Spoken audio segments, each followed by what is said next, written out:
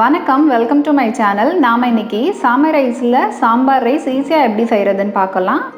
இது செய்கிறதுக்கு முன்னாடி இந்த சாமை ரைஸில் ஒரு சில ஹெல்த் பெனிஃபிட்ஸ் நமக்கு தேவையானது என்னென்ன இருக்குன்றதை முதல்ல பார்க்கலாம். நிறைய பேருக்கு இந்த ரைஸை பற்றி தெரிஞ்சிருக்கும், ஒரு சில பேருக்கு தெரியாதவங்களுக்காக இதில் இருக்கிற ஹெல்த் பெனிஃபிட்ஸ்.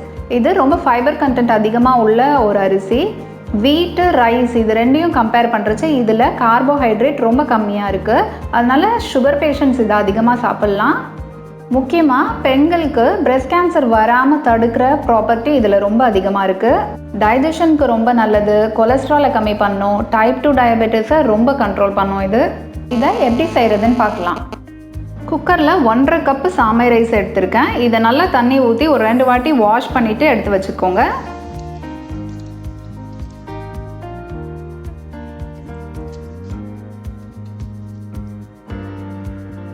துவரம்பருப்பு ஊற வச்சு எடுத்து வச்சுருக்கேன். 1 கப் அளவுக்கு துவரம்பருப்பு. 1.5 கப்பு சாமை ரைஸ்க்கு 1 கப்பு துவரம்பருப்பு.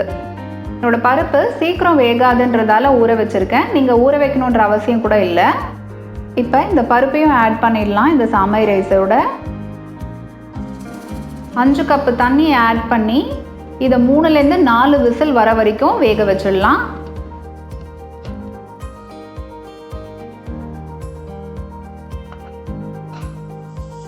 குக்கர் மூடி இப்போ திறந்து பார்க்கலாம். இப்போ பாருங்கள், நல்லா வெந்திருக்கு. அரிசியும் பருப்பும் கரெக்டாக வெந்திருக்கு, ரொம்ப குழையவும் இல்லை.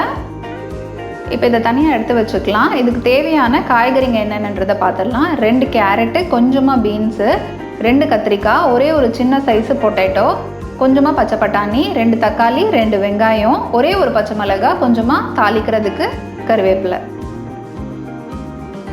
இப்போ ஒரு பேனில் கொஞ்சமாக எண்ணெய் விட்டுக்கோங்க. ஒரே ஒரு காஞ்ச மிளகாய் போட்டுக்கிறேன். 2 மீடியம் சைஸ் வெங்காயம் நறுக்கி வச்சுருக்கேன், இந்த மாதிரி க்யூப் ஷேப்பில், அதையும் ஆட் பண்ணிக்கலாம். இப்போ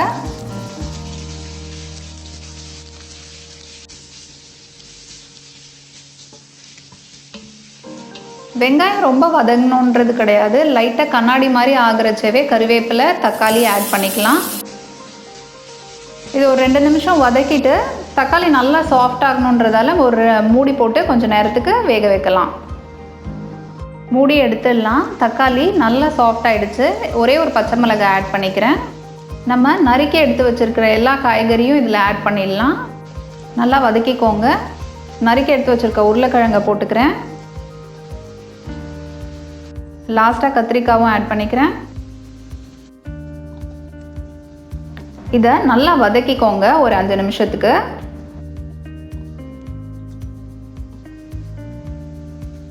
இந்த காய்ங்க வேகிறதுக்கு தேவையான அளவு உப்பு போட்டுக்கலாம். 1/2 டீஸ்பூன் மஞ்சத்தூள் சேர்த்துக்கிறேன்.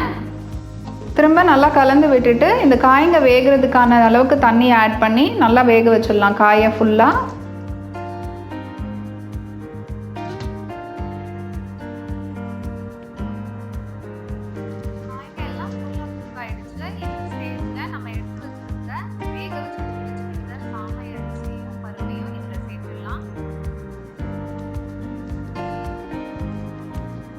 இந்த காய்ங்க அரிசி பருப்பை எல்லாத்தையும் நல்லா கலந்து விட்டுடலாம் ஒரு வாட்டி.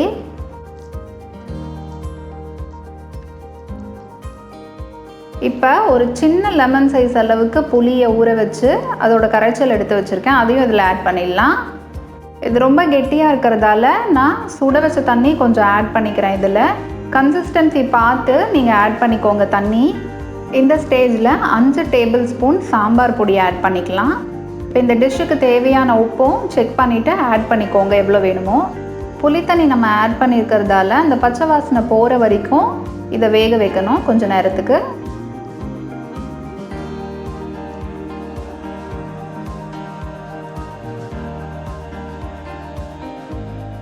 லாஸ்ட்டாக நம்ம வேக வச்சுருந்த கத்திரிக்காவை மட்டும் தனியாக எடுத்து வச்சுருந்தோம், ஏன்னா குழஞ்சிடும்ன்றதுக்காக அதை தனியாக எடுத்து வச்சுட்டோம். அதையும் இப்போ இதில் ஆட் பண்ணிவிட்டு நல்லா கலந்து விட்டுக்கோங்க.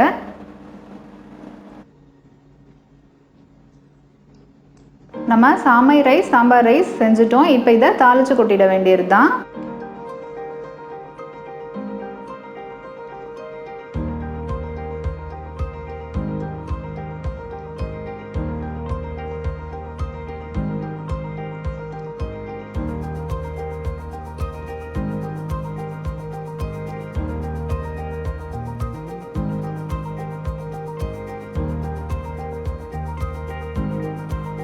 தாளிக்கிறதுக்கு ஒரு சின்ன பேனில் 1 டேபிள் ஸ்பூன் நெய் எடுத்துக்கிறேன். நெய் உருகின உடனே கொஞ்சமாக கடுகு பொரிஞ்ச உடனே கொஞ்சமாக உளுத்தம்பருப்பு சேர்த்துக்கிறேன்.